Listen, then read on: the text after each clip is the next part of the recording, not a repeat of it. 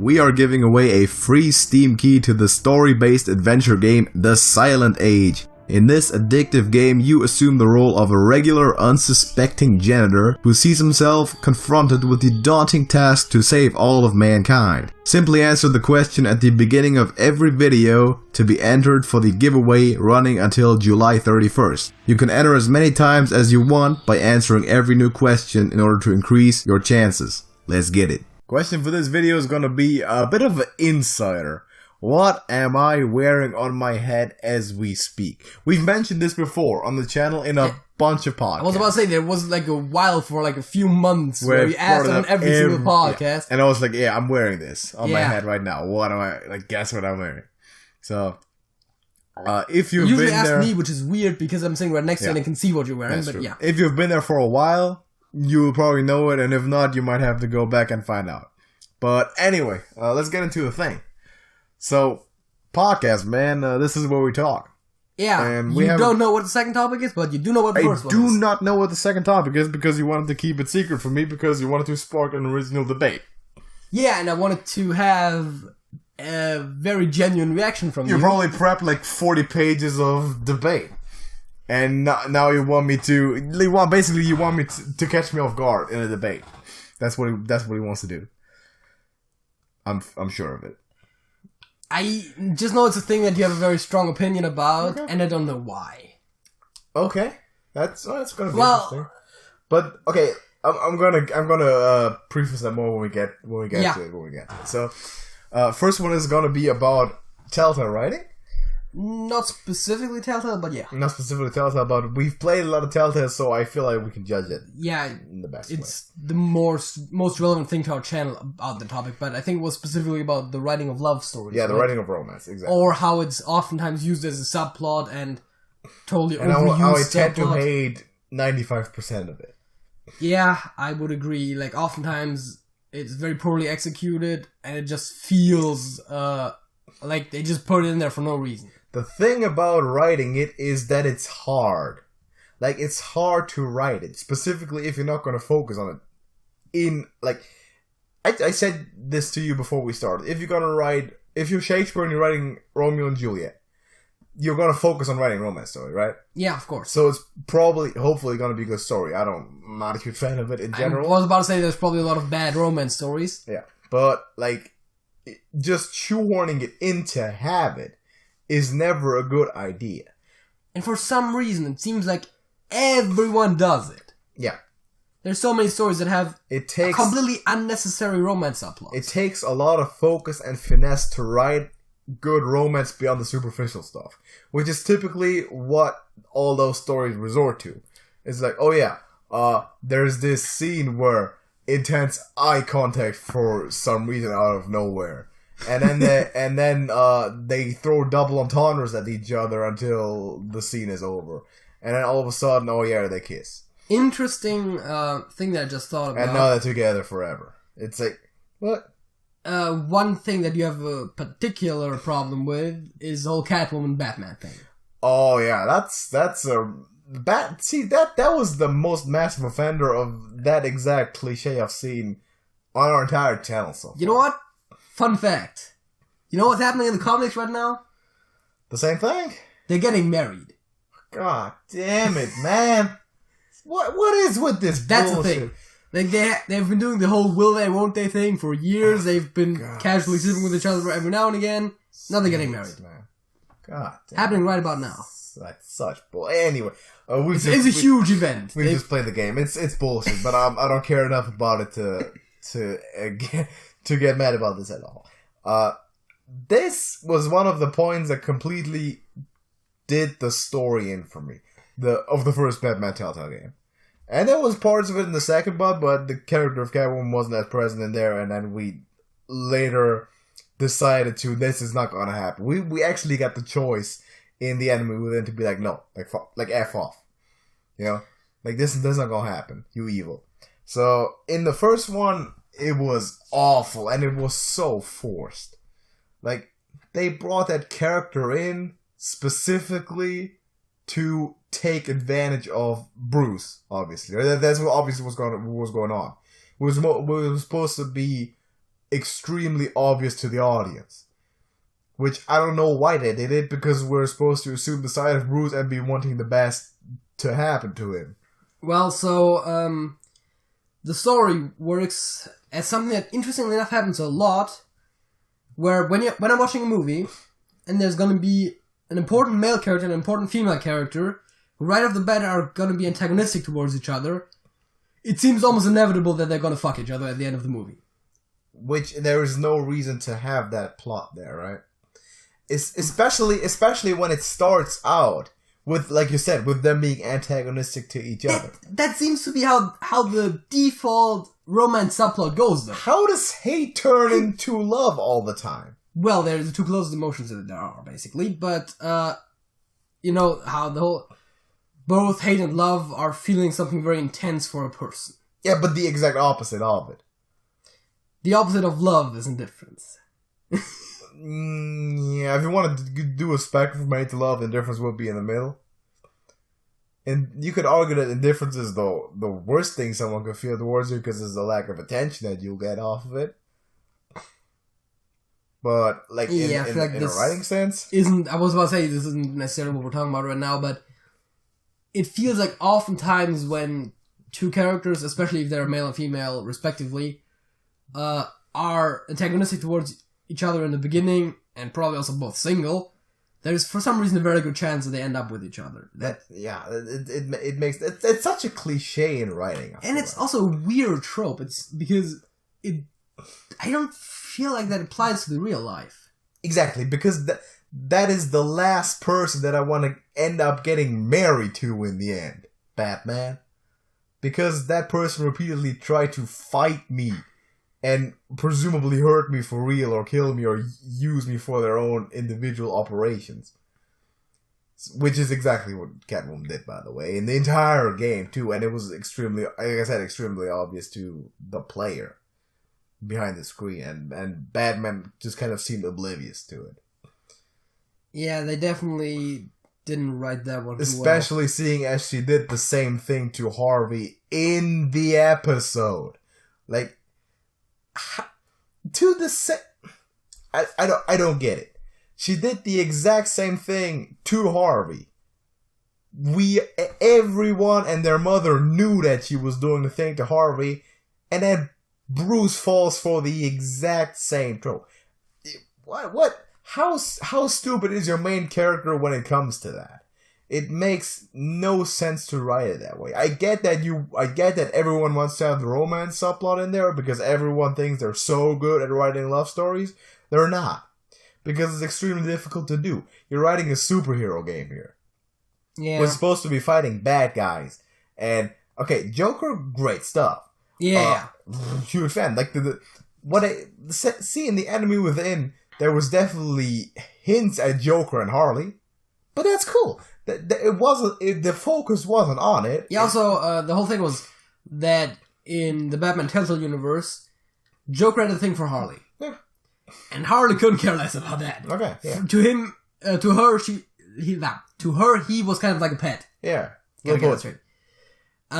Interestingly enough, in a lot of other versions, it's the other way around, but that's kind of irrelevant right now. Yes. But that wasn't a romance plot in that way. He was always trying to impress her. Okay. And she was aware of that. But this is a lot easier to write. Yeah. Because just writing the doofus doesn't get it type of plot, right? Yeah. Not the all of a sudden someone is completely oblivious to the fact that they're being used by someone all over the yard. Well, he was being oblivious to being used by her, but yeah. Yes, but they still work together, and he knew the purpose, right? Also, in the game. Also, the thing is that they never had a relationship. Yeah. It's just that he wanted one. Yeah, because that's so much easier to write. Yeah. Because you can write that one character, and the other character you just write as if they were normal. Right? It's like, okay, whatever. Because they couldn't give a damn. But I feel like you can do romance subplots.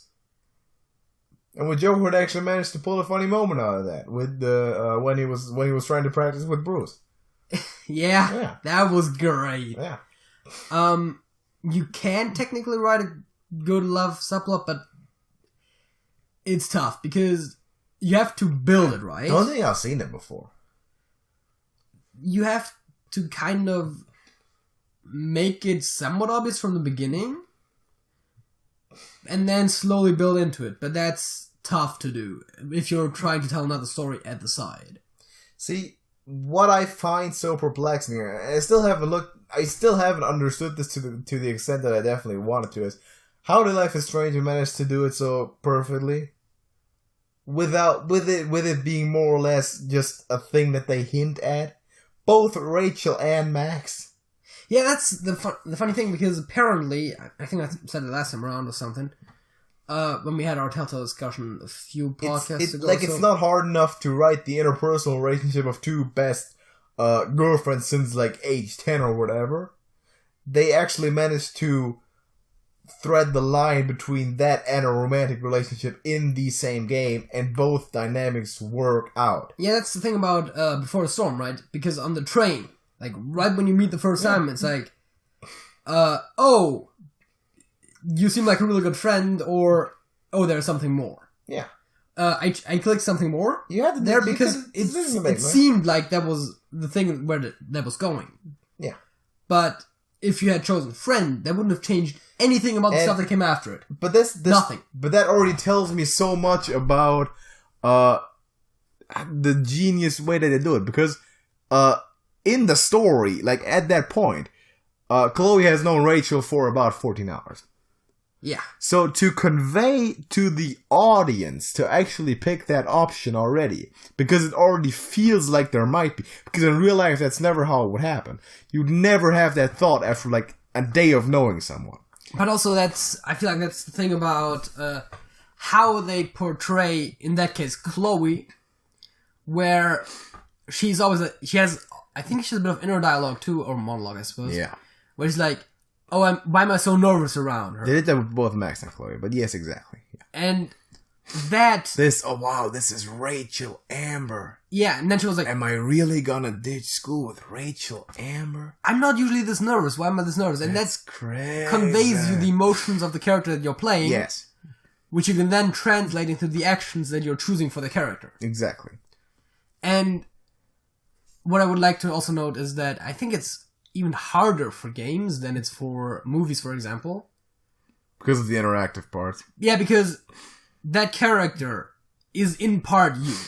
Yes. You're making choices. Making it all the more frustrating when we're basically, as the player, completely knowing what Catwoman is trying to do, and the game forces us into a relationship with her. Yeah, it's tough when the game doesn't allow you to make a choice that you want to make.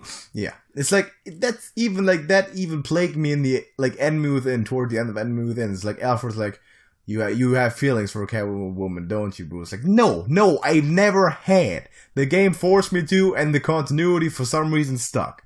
It's not the case, and it never would be the case if this character had any resemblance of logic in this situation.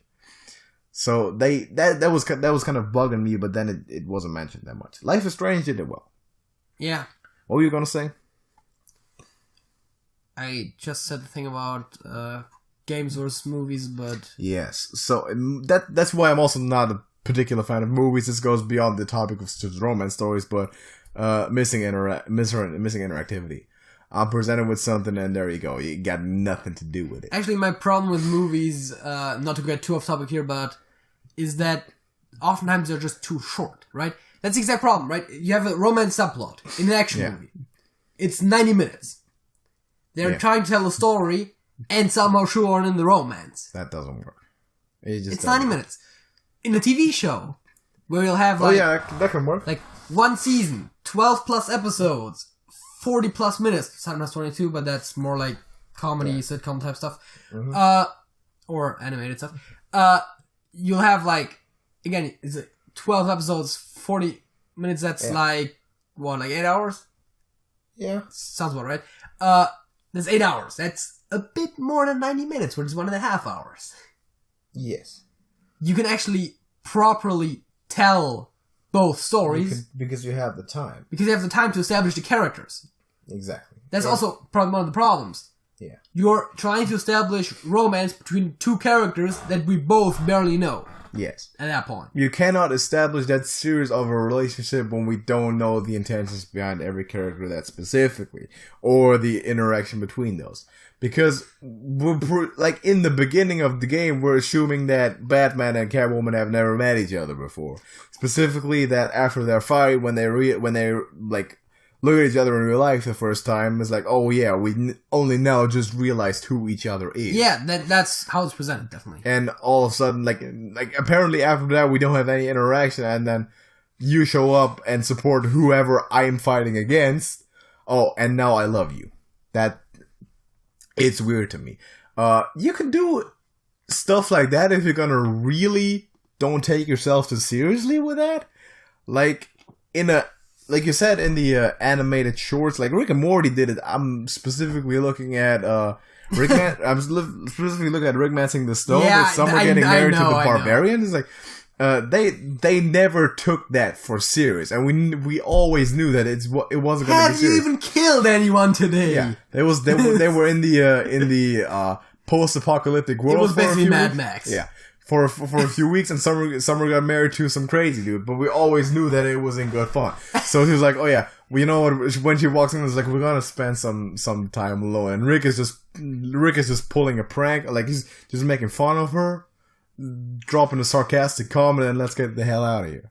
It works because we know that it's not that you're not doing it in earnest. You're trying to pull a laugh out of it, which is all you need to do at this point because you're Rick and Morty.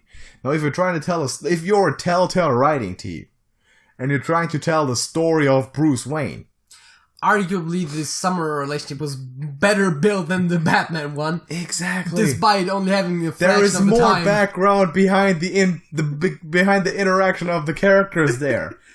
That's shocking. How do you accomplish that when you're Telltale and you have 5 episodes of at least 2 hours? One advantage that Rick and Morty had was that at least Summer was an established character at that point. Yes. Because Batman, while it's a recognizable character, we didn't know at that point the exact personality of that particular version of Bruce Wayne. Yes. Neither Selina Kyle. Which is the advantage that you just laid out. We know the characters. We have insight into how the characters work and the way they think. You can drop stuff like that in because we know that's how characters will probably behave. In Batman, we just kind of hit over the head with that, and we're surprised with it, and the audience... I don't get why. Because in the decision part, in the end, when you get to see the statistics, apparently the majority of players disagrees with me. Because a lot of players seem to really care about Catwoman for some reason. But I feel like that, once again, goes back to out-of-story information about people knowing that Batman and Catwoman had like an on-again, off-again, if I'm reading flirty type relationship. If I'm reading the comments, and Batman and Catwoman are getting married in the comics, and then I'm playing the game, then okay, of course, I want that to happen. That's how it is, right? But you can never write a game expecting that only people who know all the stuff that you're doing will play it. That inevitably will crash and burn, aka Borderlands. I've mentioned that a lot in the thing, by the way. And after we're going to finish Guardians of the Galaxy, we're going to talk about that as well. The Borderlands romance subplot was kind of okay. Which one was that? Gordon and Loaderbot. Those were robots. Yes. Which falls in the under the category of obvious comedy, right? Like pulling a joke out of it. And then you had the Joker Holly type of dynamic with Scooter and Fiona's for some reason black sister. Right? So that wasn't even the problem about the game, ironically enough. They didn't even commit that atrocity, and they still managed to write a horrible game. But of course that's not what we're talking about here. Batman, the Telltale series is the worst offender of that cliche I've ever seen. That may be because I don't watch a lot of movies. Maybe it's the reason that I don't watch a lot of movies. You do? Yeah, I kind of watch a lot of movies, yeah. So, again, I'm more of a TV guy because there's actual continuity. Yeah.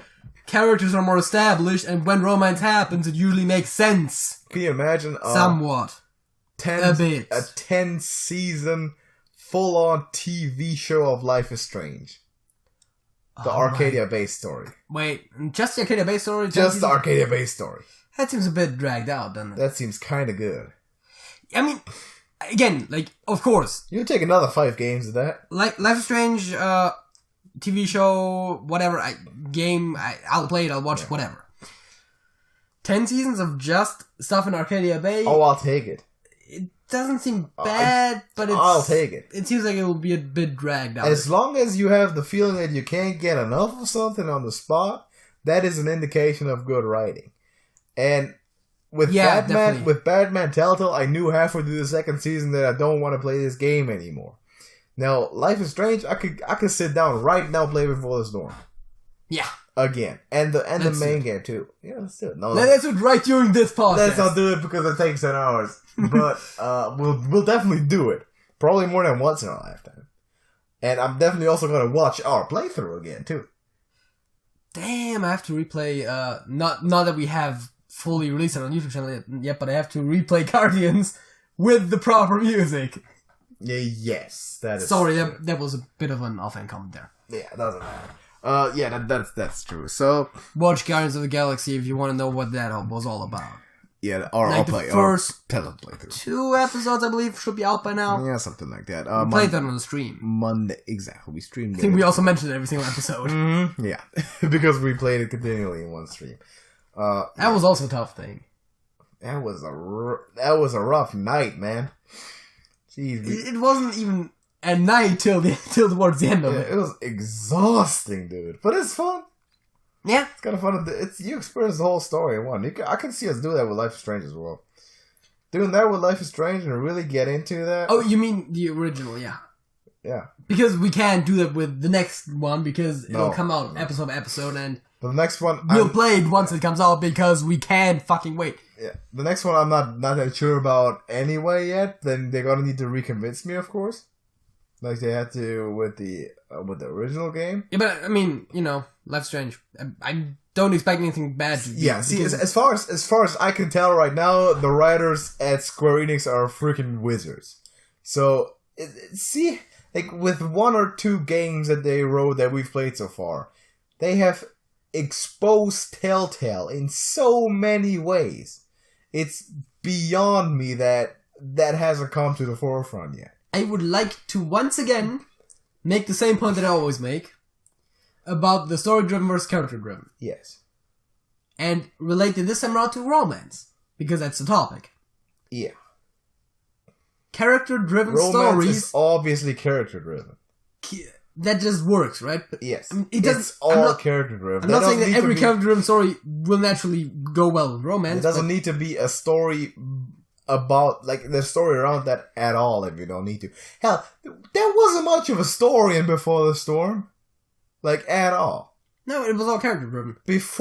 See, it took us an entire episode and then almost another one to get to the point where Rachel is trying to find her mother actually became a thing. And I never questioned that. I could have... No, we never complained about not having a story. Because the Chloe-Rachel dynamic, and it's 2 people, by the way. It doesn't take a million voices falling into that. 2 people. That's all that you need if you know how to write it. That's another factor. A lot of the games and movies and stuff will have a very extensive cast, which gives individual characters even less time, which makes them even less established, which makes it even harder to buy into the romance story. Exactly. So you can't have that as an offhand thing. Like, and then they'll sometimes build in love triangles. Yes. Then you have 3 characters that you barely know trying to fight over each other. So what? Another pet peeve of mine that I hated as a specific instant was in The Wolf Among Us, but this is not to do with their relationship between the characters because it didn't establish it at all. Well, they established it, but it don't elaborate on it. But Beauty and the Beast, I did not like the characters. Didn't like either one of them, not a bit. That was a bit of a weird thing, yeah. As a matter of fact, there was, for some reason, though it by far not being the worst game, The Wolf Among Us is probably has the least amount of likable characters in it. Interestingly enough, they did the whole Bigby Snow White relationship kind of okay, though. Because But that wasn't like a romantic story in any way, right? He's got a thing for her. Really? That was never touched on. And what about? I'm not entirely sure how much it was hinted at in the game, but they did freaking Crane. Yeah, I mean, he was just being weird. That's true. But I'm saying that wasn't mentioned in the game at all. But the thing, which I'm okay with. If that would have been the focus of a game, was that the comics? Am I confusing the game with the comics? That wasn't the game at all. But the relationship that those two always had was more of a subtle thing, whereas like, oh yeah, Bigby's got a kind of a thing for her. That's about it. But the comics aren't shoving like, oh, they're getting married down your throat. Exactly. And in the game, they didn't touch on it at all, which is the best decision they could have made. Now, they had, of course, well, Beauty and the Beast were just characters that I didn't like being written. I didn't like Snow White in that game, to be fair. I didn't like barely any character in that game. You know how in the end, standoff, I actually sided with the Crooked Man there above all the other people there because no one in that building I actually felt anything for at all in terms of character build. That's also the story that hooked me the least. Well, aside from Borderlands and Batman, the first one, which I just want to get rid of as soon as possible. But the games that weren't the Telltale games that weren't complete atrocities that we played after season 5 was always like, alright, okay, business. That's how. Yeah, it's over. Cool. Doesn't matter. Yeah. And okay, Walking Dead, just due to the sheer quantity, of course, is different. And obviously, so is Life is Strange, because Life is Strange definitely has a stronger hook to the character builds.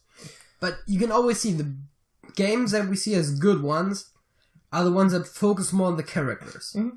The Enemy Within was good because it focused on Bruce's relationship with John. While telling a story around it, by the way. Yeah. And there was also a lot of characters. Now, see, it is possible to do that. What we need to do is look up specific writing teams. Specific writing teams that wrote specific episodes of those games. Oh. Because then we can make more calls and judgments about the dynamic of those writers and maybe find the little screws here and there. That's a thing for a lot of shows, like TV shows as well, where a specific set of writers for some reason produces nothing but bullcrap. That's also interesting when you're watching a show, right? And they will have different writers on each episode oftentimes. Yeah. And you'll have an episode there where you're like, this is not as good as the rest of the show. Yeah. Or the rest of the season or whatever. Exactly. And that's sometimes the moments where it's just like, that writer just didn't gel well with the story. Yeah. Like I'm not even saying they're necessarily a bad writer, they just didn't go well with that story. The team that put together the first 2 episodes of the Batman Telltale series should probably never work together in Telltale Studio ever again. Because that was comparatively awful. I'm not even gonna put that up on Borderlands because that was just, the story was not well constructed in terms of character introduction. But in Batman, this seems to be the most glaring problem to me. Enemy Within was good. Yeah. So, yeah, that's our 2 cents on that. I think we've talked about it enough. Yeah, I think too. Let's get into the halftime show, though. So, we're doing quizzes. And we've been doing quizzes quite a bit, but you remember what we also did one time? Personality quizzes, we did a while. There was a few, yeah. Personality. So, we did Hearthstone quizzes. Apparently I'm Chloe. Personality test. That's a thing. Is that a good thing, though? I'm not even sure. We got a Hearthstone personality test this time. Because we need to find out what Hearthstone hero we are. Geekandsunry.com. So, let's do you first, man. Yeah. Gonna do both. I'm just gonna read out the questions to you, and we'll find out who you are. Yeah. Okay. So when you go to the, I definitely did their D&D class quiz at one point. Who were you? I don't remember, man. It's tough. They had some kind of D&D thing there.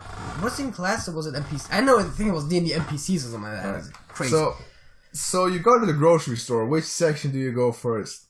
Produce section, snacks out, the D-line, the flower shop, wherever they keep the souls of the innocent. I don't know if that's hinting at someone specific. Maybe. What was the options? Just look at it. So where would you go first? Wherever they keep the souls of the innocent. I feel like there might always be one of those answers in there where it's just like... I think I've done this one before as well. See, the thing is, I'll go wherever the stuff is that I actually want to buy. But say you... Okay, so what would you be most likely to buy? I don't know, produce sounds reasonable. Produce? Okay. Well, I'm not gonna give my answers right now. We're gonna do that later. Yeah. So, after facing an enemy of troglodytes, you encounter the demon prince Demogorgon. You cast Fireball or Protection. Is this about Hearthstone? Apparently this is about Hearthstone. Yes. Which Hearthstone hero are you? Because that is, again, as you said, Demogorgon, and that is the picture that they have there, is the cover of Rage of Demons, which is a D&D book. Okay. That I actually do not own, but that's a whole different What do you cast? Oh, no, wait, Out of the Abyss. Rage of Demons is the name of the story. I'm sorry. What do you cast? Against Demogorgon? Yeah. Who, out of those, Fireball or Protection is the only options, right? Yes. I guess Protection. Okay. Because demons, right? Fire is usually not that effective. Oh, God. Which team are you in Pokemon Go? Team Instinct, Team Instinct, Team Instinct, something that isn't Team Instinct. Something that isn't Team Instinct. I have no clue what this is. I haven't looked at this quiz before, by the way. People say you have a blank personality. Aggressive, controlling, easygoing, complex. Well, what would the people say? I would say you have a blank personality. That's Fair. what I would say. Well, I would say, probably easygoing out of those. Yeah, I knew from the beginning it was going to be easygoing or complex. Let's go easygoing, right? But I'm not sure how much complex describes me. Typically easygoing, I think. In terms of personality, yeah. I'm a very relaxed person. The fire alarm just went off. What do? Run for safety, grab a fire extinguisher, get down to business, search for people trapped in the building, hide your lighter and gasoline. That last one, though, right? Yeah, because you carry gasoline with you. So, the idea is that you did actually start the fire, but of course we didn't start the fire. Yeah. It's also oftentimes like those answers don't necessarily... Most people would probably either run for safety or put out the fire, right? Yeah. Like, if you were being real here. Yeah. Which I feel like this quiz sometimes isn't necessarily trying to do. Try to be real, though. It really depends on how large the fire is. A fire went off. Well, the fire alarm just went off. You don't know it. The fire alarm went off. It's outside. You in the room. What do you do? Just get out there. Small fire, fire extinguisher. Large fire, run for safety. Which one, man? Fire extinguisher. Okay. I mean, the fire alarm went off, so what I know. You are going to a groovy disco party at Karazhan tonight. What do you bring?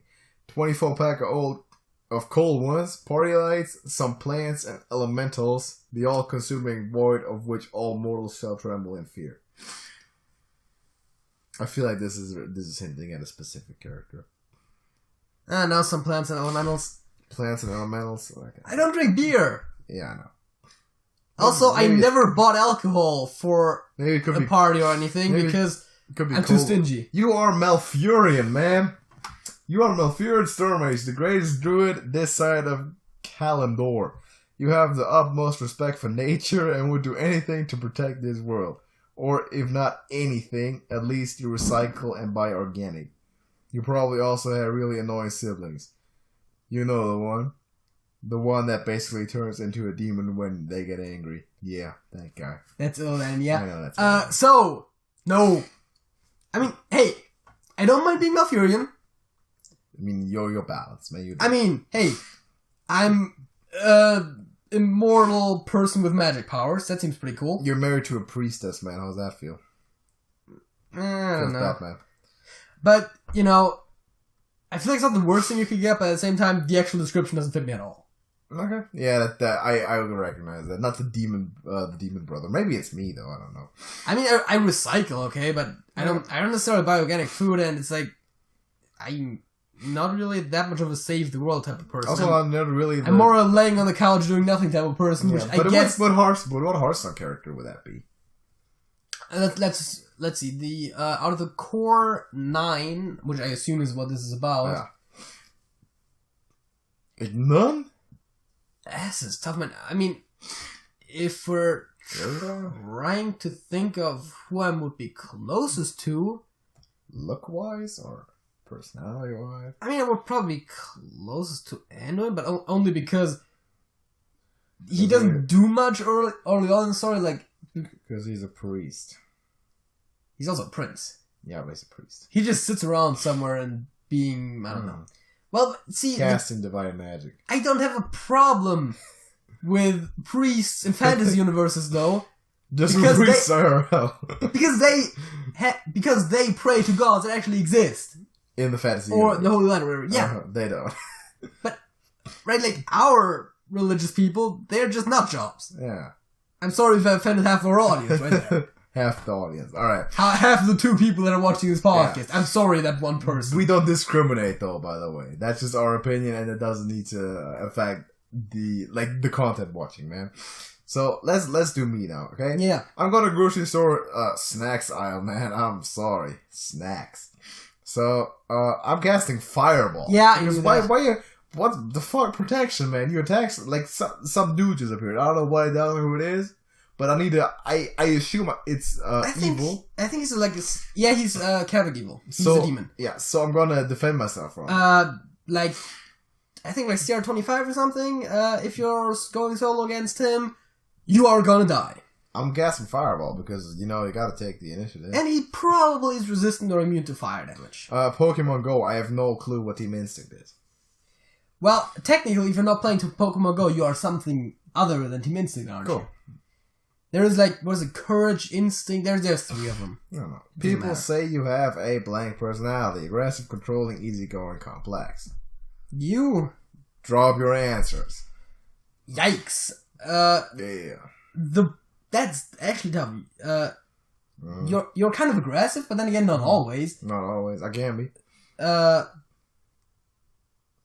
Complex isn't really fit in. I guess aggressive is the closest out of those. Aggressive or controlling. Probably. I feel like it's aggressive. I'm just gonna pick that. So I think you're gonna be the warrior. That's possible. You know what? I wouldn't be opposed to being Garrosh at all. I'm grabbing the fire extinguisher. That's just a logical decision. Unless the fire is too large in that case. That's the same thing that I was saying, right? It makes sense. If the fire extinguisher is not gonna do anything, then if the fire extinguisher is not gonna stop the fire, just run. Well, then first see if there's other people there, and then get out of there. So, I'm going to a groovy disco party at Karazhan, and spoilers, I'm not. What me neither. I mean, that's the thing, right? I don't go to parties. I'm bringing balloons. Do you know why I'm bringing balloons? No, but I thought you were going to bring party hats. I'm bringing balloons because Murlocs are afraid of those.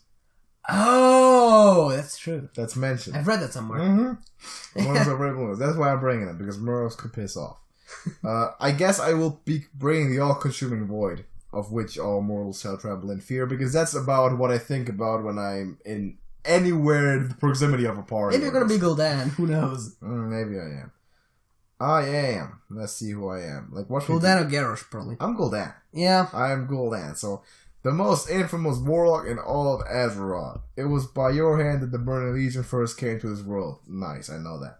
You murdered your master, betrayed your allies, and brought untold suffering to millions of innocents. Thanks, game. You need to hammer it home anymore. But hey, I'm sure you're a nice guy deep down. True story. Yeah, I'm not so sure of that. Yeah, I'm pretty sure. Great quiz. Okay. That's that. So, apparently I'm Gul'dan. I'm cool with it. This is one of those that has very few questions, some of which have very few answers, and then they're trying to pin you towards one of those characters. Like, most of those questions had 4 answers, one had 2. Yep. And one basically had 2. Yes. And it was like, what, 6 questions? Yeah. And only one of them was like, or 2 of them was like actual everyday situations, like grocery store. Like even Karazhan. But I'm sorry, Geek and Sundry. I like some of your content, specifically Critical Role, but that was a bad quiz. Yeah. I'm not saying it wasn't fun, but it was bad. It was kind of fun. It serves for a halftime show. Props to you. Fact of the week, man. We got him. You know how we mentioned Telltale a lot? Yes, we do. A bunch. All of the Telltale games that we have played on this channel are Is that your fact already? Yeah. Okay. All of the Telltale games that we have played on this channel are based on comic books. All of them? Yes. The Walking Dead is based on the comics of the same name from Image Comics. Loosely, it's in the same universe. The comics are closer to a TV show than to a game, but whatever. Okay, I know Guardians and Borderlands. The Wolf Among Us. Oh, wait, no, sorry, Borderlands isn't. Okay. Right, there's Borderlands. There's Borderlands is kind of forgettable. Yeah, because it's not good. I'll rephrase that. Everything but Borderlands. Mm-hmm. Doesn't make it as impressive as a statement anymore. Yeah, I know. I completely forgot about Borderlands, which I guess tells you something. Yeah, I forget about stuff. I can't forget about it because of all my nightmares. The Wolf Among Us is based on the Fables comics by... Did I mention that Walking Dead was by Image Comics? Anyways. I think so, yeah. That was published by DC's Vertigo imprint. Okay. Batman is, of course, a DC character. The Guardians of the Galaxy are Marvel characters. Alright. Borderlands also had comics, but the original source is, of course, the actual Borderlands video games. Alright. That's cool. I'm assuming that the Minecraft Telltale game is also not based on comics. No, but I said the ones we played. Yeah. The Minecraft one is based on the game, of course. Yeah. And the Game of Thrones one, as the name would suggest, is probably based off of the show, which in turn is based off of the books. Yeah. Let's never play those. I guess that applies for Guardians 2, which seems closer to the movies than the comics, but it's still, at some point, some level down based on comics. Yeah. Not coming anywhere near to a TrashcanTV broadcasting booth in your area anytime soon. Those games. Which brings up the question: what are we going to do after Guardians? Hope that Life is Strange or The Wolf Among Us or Walking Dead is out. That's going to be one episode because they release them like one episode per month or something. Yeah, we can fill the other stuff with stuff. And oftentimes we'll play them right away, as in like. Release a Guardians on Monday, release the Captain whatever on Tuesday. We'll see. We'll find something. We'll find something to do. Here's my fact of the week, though, because I haven't mentioned it yet. French is a bum language, and I do not like it. Would tend to agree. Fact. That's my fact of the week. Second topic. Surprise me. Je ne parle pas français. Shut up. I said I don't speak French. No.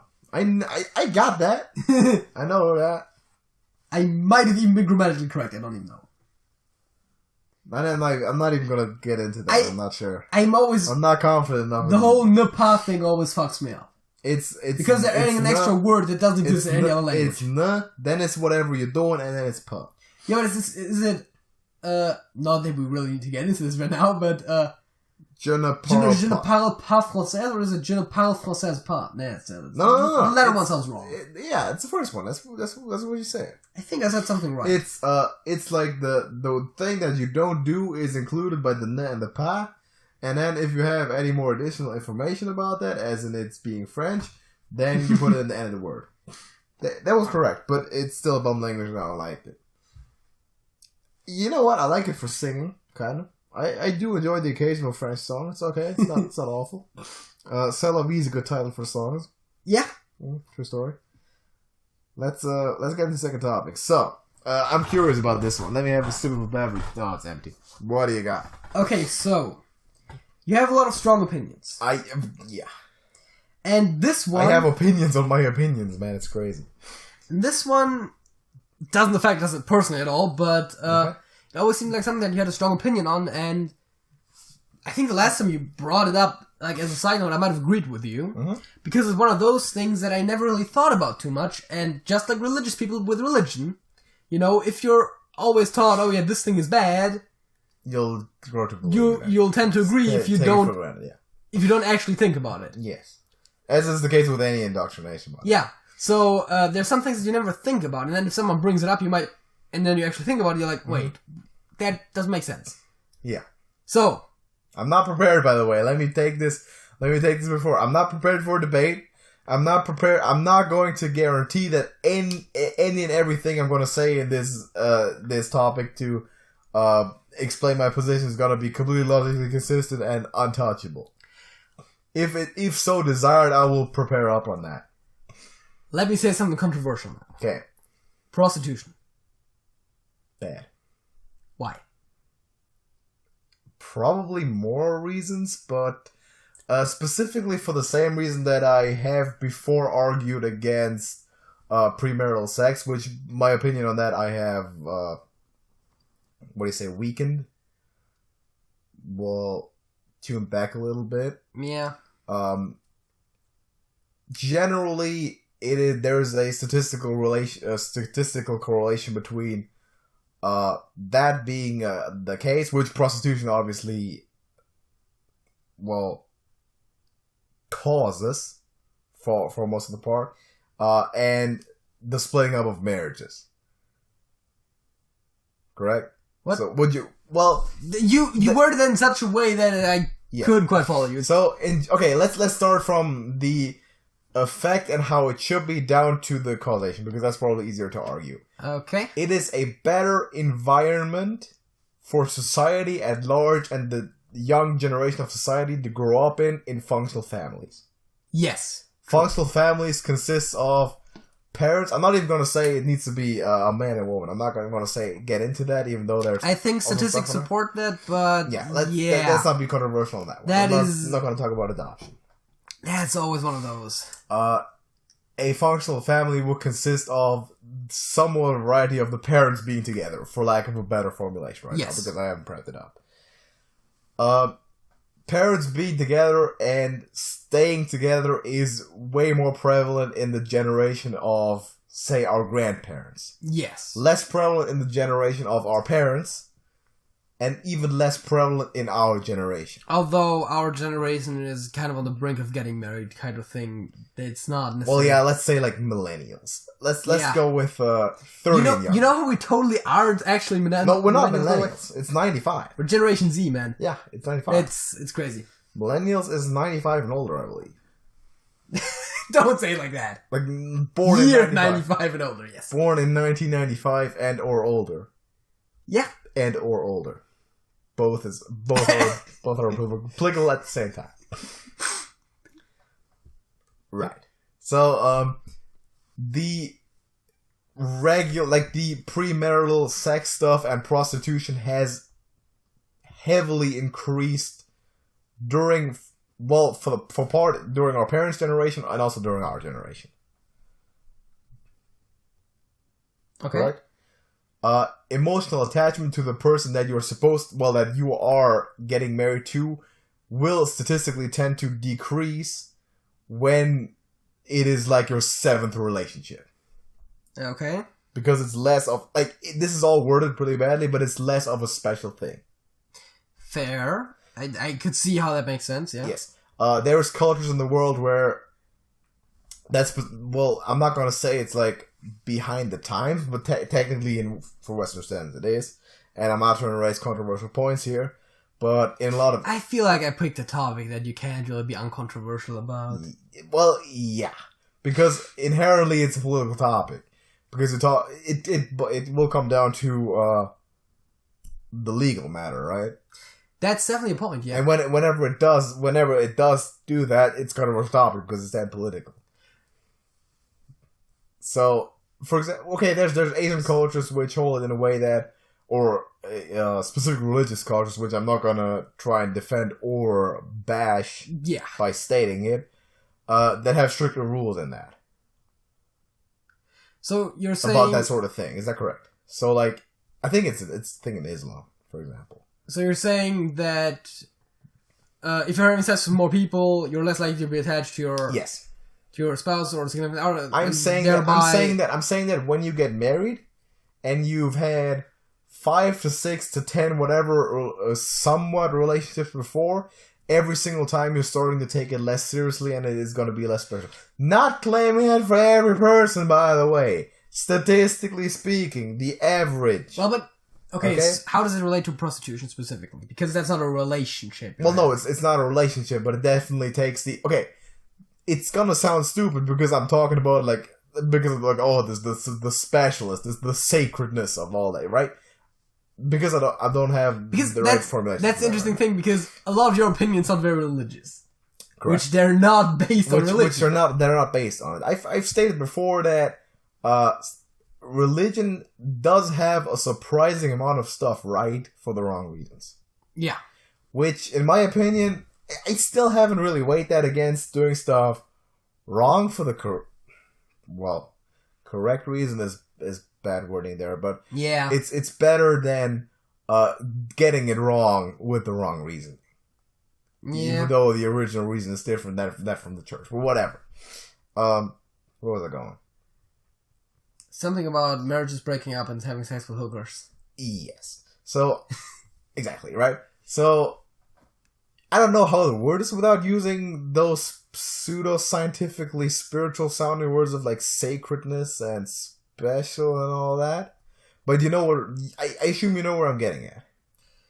You're saying that it's if you get a good terminology for that, then let me know. Yes, special seems like a kind of a logical word choice here, where you're saying that a relationship is less special to you if you've had even just physical connections with other people a lot. Yeah, sure. So that's... Not to mention that prostitution is the cause of a lot of marriages breaking up. Okay, yeah. I guess if you're basing it on statistics, because in that case it makes sense, right? But from what I was thinking is there are no inherent moral objections. Again, the statistical implications that you just brought up seem to make sense. There definitely is. I don't know the statistics, but I'm just going to trust that what you're reciting is true. I believe the rate of marriages being split these days is close to a third, if not even higher than a third. Yeah, I know. Like divorce rates are crazy, which is unthinkable which would have been unthinkable 50 years ago. Prostitution was a thing 50 years ago. Yeah, it was a thing 50 years ago, but way less socially accepted. That's true. Okay, because I mean, God, prostitution was a thing 5,000 years ago. Yeah. Not sure how the divorce rates were. Not sure if marriages were. I think prostitution is about the oldest profession along with hitman for hire. I think that's true, yeah. Something like that. Because I can't find a moral argument against exchanging money for sex. Yes. It doesn't seem like something I would want to do personally, but on either side of the transaction, mind you. Not that anyone will pay me for it. Anyway, exactly. I was speaking hypothetically. Mm-hmm. But I can't really necessarily find a moral objection there.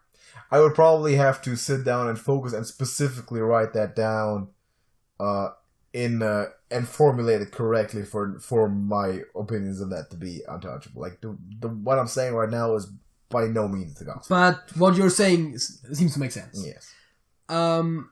Now the question, of course, is... of course, part of the argument. There's other arguments I can bring up. Is, why not legalize it? That's also another thing.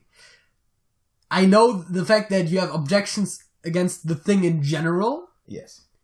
...makes a logical argument for not legalizing it. Okay, here's the thing. But it's happening either way. Here's the thing with the legalization question, right? Yeah. So... if we're talking about the subject matter, and let's just assume any subject matter. So, subject matter X. Of course, if you're legalizing it, you're making it more socially acceptable. Okay, no, let's just talk about just talk about subject matter X. Okay. So this could apply to anything. We're gonna set circumstances for the subject matter X and try to agree on a few things that describe it, and then we'll set something for X, see if it's being described by those things, and if it's true, we're going with what I'm saying. Okay, subject matter X. People should not do it. Like, just, you know what? They should do it. It'd be better if people didn't do it. We're not talking about anything specific here. Assuming subject matter X is something that we can both say, it would be better if people just didn't do it. Yeah. So, people doing it is not the end of the world. Exactly. But it'd be better if they didn't do it. Maybe people should even have the right to do it, but they shouldn't do it. Yeah. Okay. I feel like I see multiple points where that could apply to, yeah. I got another very specific one, by the way. This thing is not currently legal. Yeah. Legalizing it will have a downside and an upside. The downside being they shouldn't do it, but now they're allowed to. The upside being they should have the right to do it, and now they can. Those up and downsides cannot be weighted because it's completely subjective opinion of how strongly you focus on that specific thing. Thereby it has a net, like no net positive or negative. Yes. It's completely neutral. Thereby undertaking the act of legalizing it is putting work into something that will harvest no outcome to the good or better. That will neither increase nor decrease well-being or suffering in any way. I would like to add that for most subject matters X, there will be oftentimes a monetary exchange included, which could then be put taxes upon. What do you mean? Drugs, prostitution, anything like that. A lot of the things you're describing. Yeah. Were they legal, you could taxate it. I don't even know how that would work. Then you'd need to have that whole thing run somewhat centralized. So, yeah, exactly. So, regulating and taxating are arguments for legalizing a lot of things that are currently not legal, but people should have the right to do, but shouldn't do. Okay, which is let's put some actual understanding. There's another specific circumstance that I applied this to. Huh? You're gonna say drugs, aren't you? I'm gonna say specifically weed. Yeah. Okay. Fair. That's actually the circumstance. That's harmful than tobacco. Yeah, that I have applied that multiple times to. It's less harmful than tobacco and or alcohol. Well, and alcohol. It's less harmful than either of these. So both of them are legal, which I'm firmly against, by the way. I recognize it's a contradiction that weed is illegal while alcohol is legal. Yeah. I recognize that it's a contradiction that tobacco is legal while weed is illegal. Yes. Those definitely are contradictions. Yes. People, at least it would be better if people in general, I'm not talking about fringe cases. That's cultural stuff, though. I'm not talking about cases where it contributes to well-being by medical reasons. Yeah. Medical reasons of any sort. It will be better if the regular average dude. Medical application of tobacco and alcohol isn't a thing either, while medical application of weed is. Not drinking alcohol. Yeah, sure, but I'm talking about just weed now. It would be a better thing if regular people did not smoke weed as opposed to if they did. Sure. If people have the right to drink alcohol and smoke tobacco, they should have the right to smoke weed. By that same logic. Yes. So, which has basically always been one of my points. So, same argument, right? The thing is, if weed were legal now, if it were legal, I would not argue for criminalizing it or for making it illegal. As it is illegal in certain places, at least still. Some states it isn't. If it is illegal, I'm not gonna argue for legalizing it. Because undertaking the action in either direction does not, by that logic, have a moral plus or negative outcome. Not moral, but, again, financial.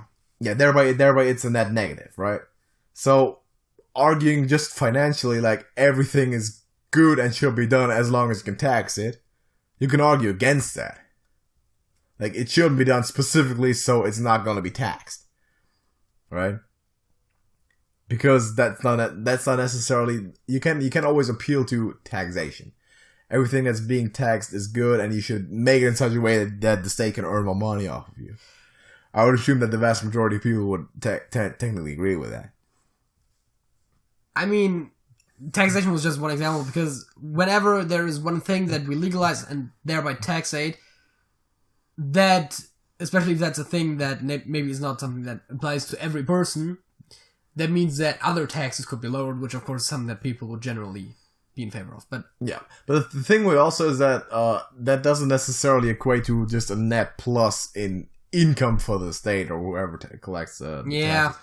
Because if you're gonna legalize weed, okay, you can have taxes on that, but then people aren't gonna buy tobacco that much anymore, you know, or whatever drug of their choice. I was about to say that might equate more to alcohol because yeah, true. The tobacco is mostly just people actually being addicted to it. Yeah, it's the same for alcohol a lot too. Yeah, but for alcohol, there's a lot of recreational use and parties and stuff. Yeah. At which point, weed could substitute or supplement it.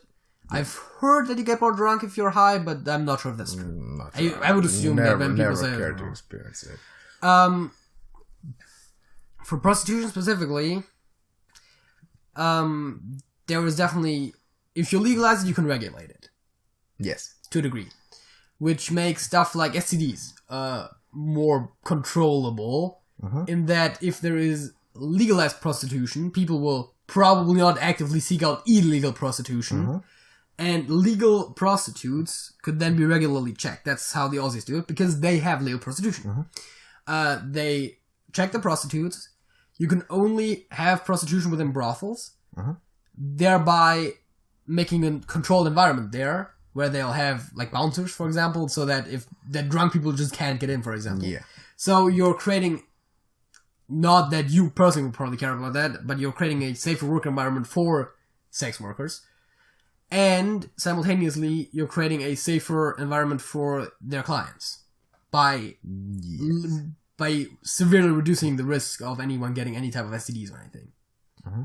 So, and then of course, again, taxes aren't, of course, always an argument to be made, but there is definitely benefits to legalizing it. Alright, so... Not saying that I don't have any personal stakes in this, but I just thought it was an interesting argument. Specifically, economically, apparently, yeah, there's probably an argument to be made there. I started this off with probably more of the moral argument, which is technically what I tend to bring up when stuff like this is concerned. At first, I didn't bring up legal prostitution, I just brought up prostitution, in which case, making those types of arguments wasn't necessarily a factor then. And, well, specifically for the illegal part, and this is the current state of prostitution, right? And of course, all of this can be technically countered by saying, well, then legalize it. A lot of this is a forced labor situation. That's true. Yes, a lot of this is not. This is why I'm currently against the way that prostitution is at the moment. Which would definitely be another argument for that I've heard for legalizing it. I've come across an Australian comedian who made a point about that, which is why I got thinking about it, and I tend to agree with what he said. It was like, he actually specifically said that like human trafficking went down in Australia after they legalized it. Okay. Yeah, absolutely. And I believe STDs also went down. That is possible. And of course they're taxating it and everything. I'm not going to make the argument for legalization though. As I've stated before, people should not do it. Yeah. Would it be better if they did it that way than the other way? Yeah, possibly. They should not do it. Are they going to do it more? Maybe. Is it going to be safer? Yeah. But they're going to do it more. One good thing, one bad thing. They should not do it in any capacity. I'm not going to advocate a position that will tend toward the more standardization of doing so in any capacity, right? So if you're going to do it, deal with the consequences. You should not be doing it. So I'm not going to go out of my way, being the stater, I'm not going to go out of my way to create an environment for you to do something that you should not be doing. If you want it, okay, do it. I will give you, if you have the right to do it, keep it. Do it. But deal with it. I've asked you the question before, if you could cure cancer or AIDS, which one would you cure? Which one would you cure? Well, you would have to look at how it affects people, right? Like the numbers, right? Okay, so that's exactly what you said last time, and I said it's completely irrelevant. Without trying to sound harsh here, it's exactly how I said last time. Absolutely cancer. Because... I know why, but then look at Africa. Yeah.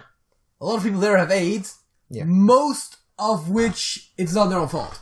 It's a lot of rape or children getting it from, unclean environments. But then, birth and stuff. Then, though, we need to be focusing on resolving that situation. Which is obviously humanitarian work, right? Fair. You should probably cure cancer because you could, if you actually actively worked at it, probably systematically eradicate AIDS. Because it's a virus. Yeah. You can't really eradicate cancer because it doesn't spread. You just get it from exposure to radiation, whatever. Also, people who get cancer are never, well, I'm not going to say never because they definitely contributed to it, usually. But you can get it without any fault of your own. And the rate of people who get cancer without any fault of their own is way higher than the amount of people who get AIDS with any fault of their own. So, and again, theoretically you could eliminate AIDS without needing a super cure for it. Let's not look at let's leave rape and the awfully sanitary conditions out of the picture because that's kind of the category that I was not talking about. But the category and the majority, specifically here in the Western world, of people that will get AIDS will get it either through not being careful with sexual intercourse or through dirty needles. And when they're doing either one of those, which of course prostitution contributes to, then deal with it, man. You did something you shouldn't do, but you did it. You're responsible for what you get, which is the consequences, which I'm assuming that you were aware of. So you're saying you wanted Freddie Mercury to die? No. Why you put those words in my mouth? Because I could. What I'm saying is Freddie Mercury is responsible is responsible himself for getting AIDS. Because he was gay? No. I'm sorry. What? There is a correlation there, but yeah. No. Yeah, it was something about monkeys too. That's the beginning of the disease. Anyway, no. That is like I know you don't even mean you don't. Yeah, no, that, right? I didn't mean that. Just clarify that. But I'm saying like there is that is well poisoning beyond the way as I've ever seen. But I'm saying like you can always pull some correlation out of your ass because you know okay. And yes, gay people are more likely to get AIDS. That's a thing. Freddie Mercury got AIDS. Yeah, he got it himself. He needs to deal with it. Well, he had to deal with it. Yeah. I'm not gonna be like, oh my god, pure Freddie Mercury. How could such a pure and defenseless and through no fault of his own soul possibly suffer such a terrible fate? Oh, how unfair the world is. No. Freddie got AIDS, man. I like Freddie. Like his music, good guy. Wish he was alive. Wish he didn't get that shit. He got it, though. If you're gonna die of alcohol poisoning, don't expect me to read at your funeral how good of a guy you were and what a terrible fate. Yeah. Not gonna happen, mate. The whole drug overdose thing is always like, yeah that's like, there's no question. That has nothing to do with me liking you or wanting you to live or die. I'm not, if someone dies in a freak accident they contribute nothing to, then I can feel for that person more so than someone who willingly put themselves in the danger to lose their life actively while being educated about it, which I'm assuming that most people are. So yeah, I know these days. Exactly.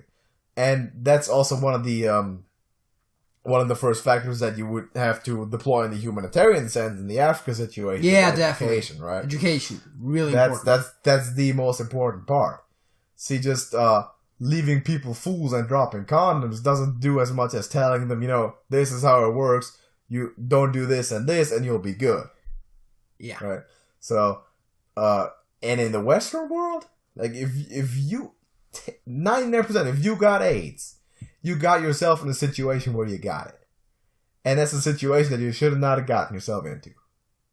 So hey, happens. If you get cancer, that's a difference. You probably did stuff wrong in your life. A lot of times you contribute. You ate a bad diet. You drank. You smoked. Yeah. Worked in a nuclear reactor. Yeah. Whatever. But yeah. Radiation is a huge contributor. Yeah, it's possible. A lot of things technically are, but you can't be like, oh yeah, you did this insanely boneheaded thing. Though, specifically, lung cancer, usually smokers, totally their own fault. Yeah, sure. I'm saying it does definitely contribute, but you can't amount it to any case. Yeah, but I'm saying and even then, if you have been a lifelong smoker and you get lung cancer, that definitely is a contributor to it. Sure. Then I'm not going to be like, oh, poor soul, you got cancer. Yeah, but you never can never claim that it's the cause of it either, because it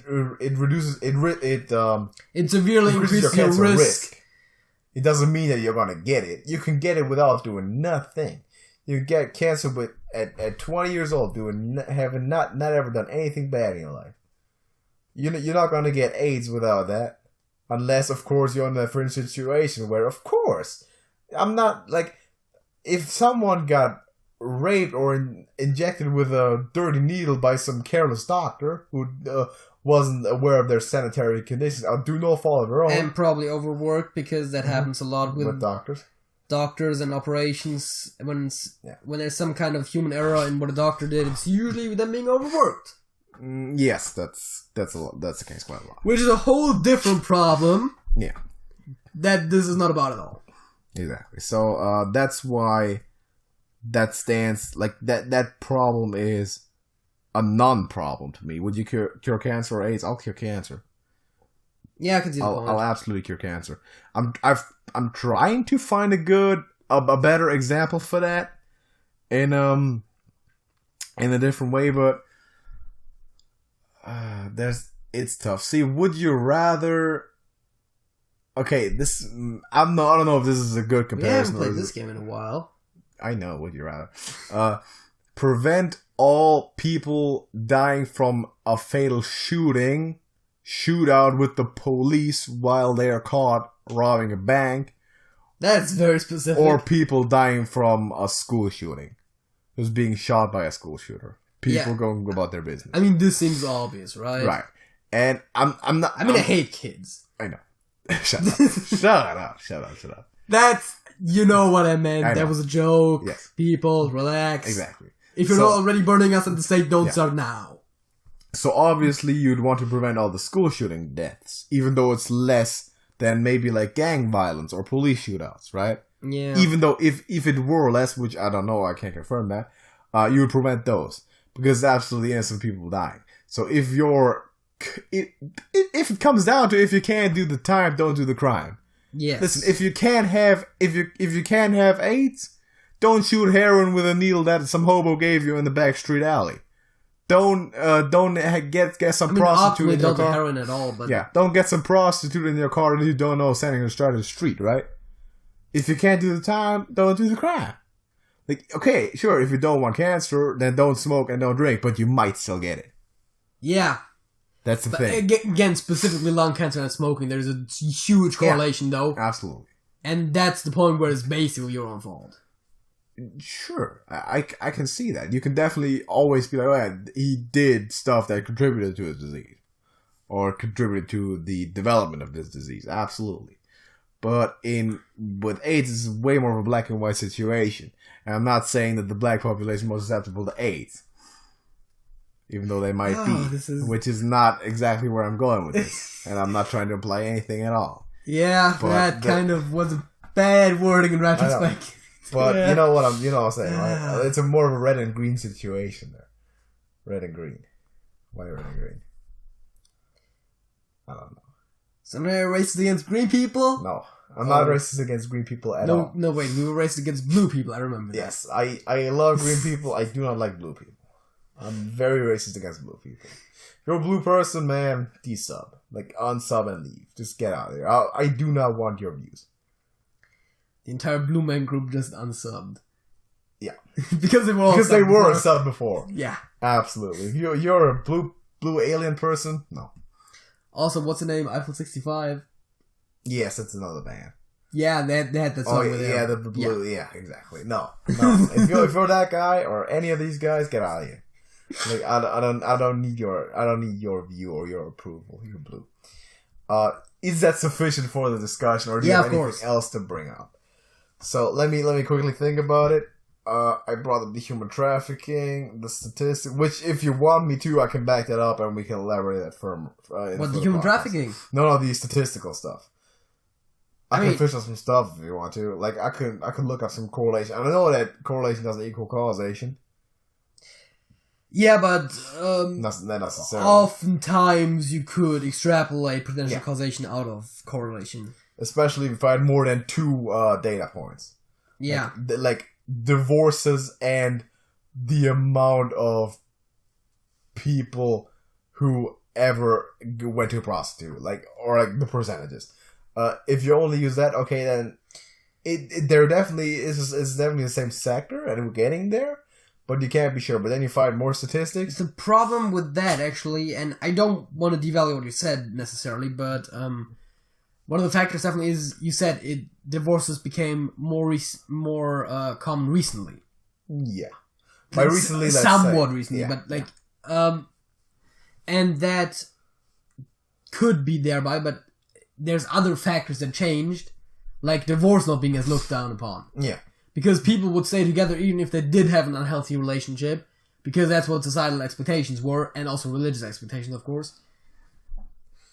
But Especially that's to Catholics. going further back in the past, though, I think. Societal views on divorce definitely changed in the last 30, 40, 50, whatever years. It changed, but I don't think to the point where our grandma's generation wasn't, like, if they had divorced, because some did, not way less of them though, would be, like, social outcasts. That would be a bit further down the line, I think. That's a middle-aged type of stuff. Well, they wouldn't necessarily be shunned or anything, but they would definitely be getting weird looks, maybe, or people looking down upon the decision, which is still the case today, in to a lesser degree. To a lesser degree, the case, and I'm not even going to say that that's categorically bad or correct, right? So that's one of those things. I don't think there's anything wrong with divorce inherently. Okay, it's tougher when there's kids involved. Yes, because psychological implications. I don't want to judge on that right now because I've never been in that situation or leading up to that situation in my life, so I obviously can't put myself in those people's shoes, and I don't know all the circumstances. I've never been married or divorced, and my parents are still together. It's easy to say, I've never witnessed a divorce. Well, some distant relatives I don't give a fuck about, but it's easy to say, you know what, you should have not married, and obviously you rushed into that decision or whatever. That's probably never the correct thing to say, and probably never. Yeah, right. So that's people's lives sometimes take different directions. That happens. Again, it's always tougher when there's children involved because it is definitely proven that a healthy family is important for the upbringing of a child. Yeah. Also, like, if you're gonna have kids, then make sure it's the right environment first. Like, have the it should be stable. Family should be stable. Put the AIDS needles away. Put the AIDS needles away, man. No more prostitution, none of that bull crap. And then you have children, not before that, right? So, like, one of the other correlation steps could have been like probability of divorce. Looking at former divorce rates, like if a person was married 3 times in their lives, before. It's probably more likely that they'll get divorced a 4th time than the person who gets married first time, right? It sounds reasonable. Yeah. Yeah. Because you can't be like, oh, it's just coincidence. It's not just coincidence. It's character. And I was about to say, at that point, you're saying something about the personality of the person. Because there's a reason for the first 3 divorces, which is probably them being more impulsive, being more likely to marry, and then being like, oh yeah, now this was a mistake. Exactly. Yeah. The people who don't get divorced are either those who made sure to marry the right person. Yeah, exactly. Or are the type of person that just doesn't want to get divorced and just sticks in the marriage despite not enjoying it. Okay. Whatever. Those 2 types. I still think that rate is lower than you would think. Because people just sticking in a relationship for I really don't think that's too much of a thing these days. Okay, yeah, these days not with that kids much. involved, okay, fair, but with that not being social repercussions for divorce that much anymore, I don't think people, which is why rates are getting up. It's weird though when you hear about people that are getting divorced in their 20s. That happens. It's like, like you get divorced. Why are you even getting married in your 20s? Well, you can get married in your 20s, but goddamn it, make sure you marry the right person, right? Yeah, but what the fuck do you know about life in your 20s? I mean, fair. It is strange. I'm saying that as a 20-year-old. Mm-hmm. What the fuck do you know about life? What the fuck do you know about people knowing stuff about life? Right? Even less. Watch you get married in 3 years. I know what I don't know. That's true. And I don't know shit about life. Yeah. It's strange, so you know that one. What? It is strange, we know that one. Yeah, life is strange. We know that at 16. So, like... I'm smart enough to know what I don't know, though. Yeah, that's music reference. Yeah. Watch you get married at 23. I would be surprised by that. So would I. So, for more than one reason. Because you don't think anyone would be willing to marry. Yeah. Not with the current characteristics that you're putting at display. At all. I don't know. Not sure there. Anyway, yeah, that's kind of the explanation that I can give on that. Again, not prepared at all. Don't take anything that I said for the gospel truth. If you disagree vehemently with something that I sounded kind of certain about in this video, drop in the comments. let's not have a heated discussion. Let's have, if we're gonna have a discussion at all, keep it civil. Yeah, keep it civil and don't hate. Okay, I'm not trying to hate. I know I sound harsh, but that's the way I speak. I always speak like that. I speak like that on the most trivial thing. Yeah, you heard me speak exactly that passionate and aggressively in the first topic. Yeah, which was about cartoon and animated story writing. Goddamn, we had that debate about pizza versus hot dogs, and it was for real. Yeah. It was intense and for real. So yeah, that's how I am. When I have an opinion, I am passionate about it, but that doesn't mean I'm not willing to change it. I have changed opinions before on specifically moral issues as well. Yeah, which I've mentioned in podcasts before, but that's a whole other thing. So if you are interested in that, if there's viewer interest, we can pick that up again in a later podcast and. Maybe be a bit more factual about it if you tell me beforehand to prep that.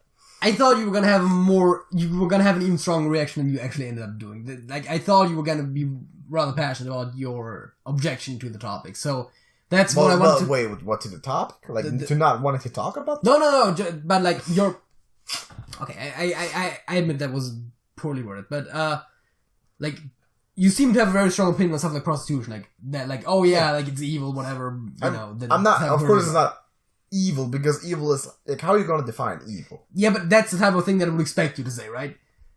And well, yeah, but that's not logical. Like, it doesn't make sense to just throw words around. That's why I'm trying to be somewhat careful with how I word it. And I'm disclaiming that I'm never. You definitely didn't have as strong of an opinion as I thought on the topic. I have the opinion that you should do it. Yeah, which is if it's fair. illegal, you know what? God, cool, stay that way. It doesn't need to be legalized. There's no need for it. So yeah, that's that. I don't think you said anything that I strongly disagree with.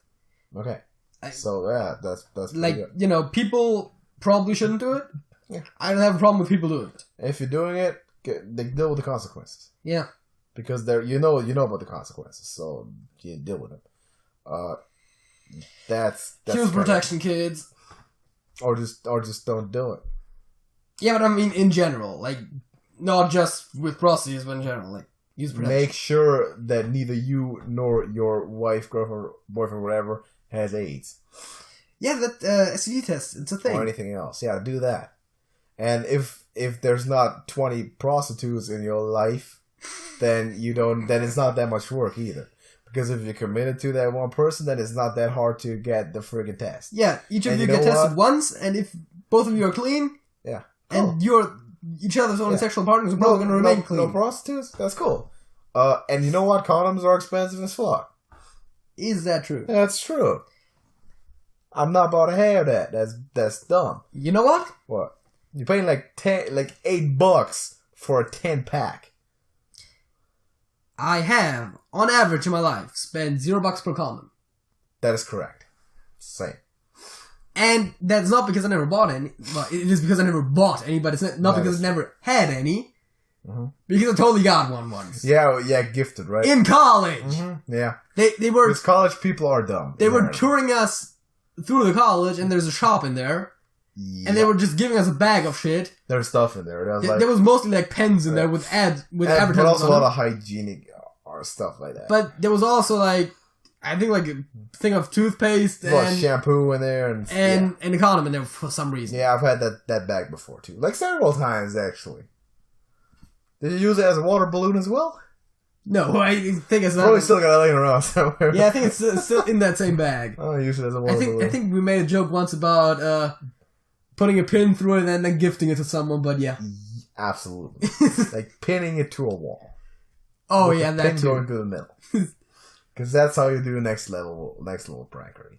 That's good. It's always a good prank when someone gets pregnant. That's how you silently but passive aggressively protest society's development. Great stuff. Don't do that. No, don't do it. But then again, maybe do it. No. If you're really miffed about how social dynamics work, you know what, do it. That's the worst thing you can do. I know. Don't do it. But you know what? Hey. I'm not blaming you if you do. The guy, you know what? Also, while you're giving people horrible advice, tell them where to commit suicide. Yeah, do it in the British Parliament. But here's the thing, right? If you get you in a situation where you're having sex with someone that you don't have AIDS, there's a hole in your condom, and you didn't properly observe the condom and check because you're supposed to do that. Fair. Which I learned somewhere. You're supposed to look at that thing ain't damaged. You got yourself in a situation again, man, Freddy. Good job. You got AIDS. Deal with it. But I feel like that's less of the person's fault than if they weren't using one in the first place. Yeah. It's still like being careless, but examine the thing. But it's not necessarily, you don't necessarily expect someone to poke holes in your condom. It's not being. I mean, to be fair, if someone just randomly gifted me a condom, was like, "Hey, here's a condom." Here you go. First of all, probably wouldn't use it at all. Yeah, first of all, if I would, look at them. I was going to check the thing. Yeah. Why you giving me that? What are you trying to tell me here, man? Are you flirting with me? Come on, man. That's not get out of here. That's logical. It's like you give us all condom, like fuck off, get out of here. Are you telling me you want to fuck me? Yes, get out of there. So, what was the other one? Suicide. If you gotta listen. Don't commit suicide, people. There's other ways. If you're gonna do it, and only if you are, and make up your mind beforehand, British Parliament. Like, if you don't live in Great Britain, listen, travel there. You're gonna die anyway. It's not like you're gonna use the money for anything else. Travel to Great Britain, the Parliament. Go to the British Parliament, kill yourself there. If you're gonna do it, which you're not supposed to, but if you do, because it's illegal for someone to die in the British Parliament. And I don't know how they're punishing it. But if you, which you shouldn't, but if you do, then do it there. I think you hammered the point home. Okay. Do not... Also let all the topic. Do not commit suicide. Get help. Like psychologists or whatever. Talk to a friend. If you do... Professional help is probably better, but yeah. Whatever you need to do. Don't commit suicide if you do British Parliament, but don't. We need a song of the week, and then we're going to be out of here because it's been going on for way too long. One of the more controversial podcasts we've done. Yeah. Definitely. I'm sorry about that. Yeah, I also know this discussion is going to go on off the air, by the way, as soon as it's done. But really, we didn't really seem to have any too strong disagreements here. Yeah, just wait for it. It's probably going to do anyway because it always does. Oh, that's why you didn't go nuts on the podcast. You saved it for after. Yeah, maybe, I don't know. What's He'll beat me up later. Possibly. What's the song of the week? Oh Pretty Woman by Roy Orbison. Isn't it just Pretty Woman? The internet listed it as Oh Pretty Woman. I can check. I also thought it was so-called Pretty Woman. I thought it was Pretty Woman too, but the video listed it as Oh Pretty Woman. I can check. Fun fact: song about prostitutes. Not true. It's definitely gonna be the movie first. Yep. And yes. then if I put song, which is the first suggestion, because the people who are searching for film, it lists a music album, Roy Orbison, Pretty Woman. Here it says Oh Pretty Woman. Here it says Oh Pretty Woman. Oh Pretty Woman is what the Wikipedia article is called. Okay. Or Pretty Woman. Apparently both. Both work. Not a song about prostitutes. They're never pretty. They're disgusting. Just kidding. Maybe they are. I don't know. I'm not talking. But apparently the Wikipedia article is called Oh Pretty Woman, so that seems to be the actual proper title, and then people probably just call it Pretty Woman, and that's why that's acceptable too. Both work. Okay, I know that's Pretty Woman. Cool. First song. I'll take it. Old song, good song. No objection to it. Remember my fact of the week? French, no? Oh yeah. Yeah. So is it gonna be a French one? No, it's not gonna be a French one. It's I've got to make up for it, so my song of the week is To France by Mike Oldfield. Oh, fair. Good song. Yeah, good song. Jinx. No. Okay. It's a pretty good song. I like it. I really like Mike Oldfield these days anyway, right? Dude never even sings in his own songs. He's credited with everything. Shadow on the Wall? Well, Shadow on the Wall, yeah. But most of them is just his wife singing. Yeah. Which he got divorced from, 5 years into their marriage, but that's not see, I like Mike Oldfield. Should not have gotten divorced, man. Come on, Mike. Shouldn't have done it. Doesn't matter. I still like him. Doesn't mean I hate him. But he got divorced. Should have done that. But they produced some good music, so maybe it's to the greater good. I don't even know. Two Friends, go listen to it. Pretty good song. JJ. That's it. That's it.